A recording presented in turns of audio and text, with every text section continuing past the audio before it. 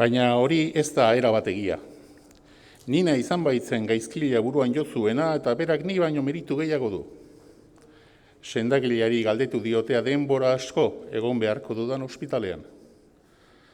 Zer ba, gaizki altzaude hemen ala, Jone erizainak xakean hasi zaretela esan diteta. Jone ondoan zegoen eta irribarre egin du. Baina Ales, beti irabazten duen horietako bada, zoritxarrez. Gero, sendagileak esan dit apur bat itxaron beharko dudala. Batez ere, erradiografia berriak egin arte. Denbora desente egon baitzinen konorterik gabe.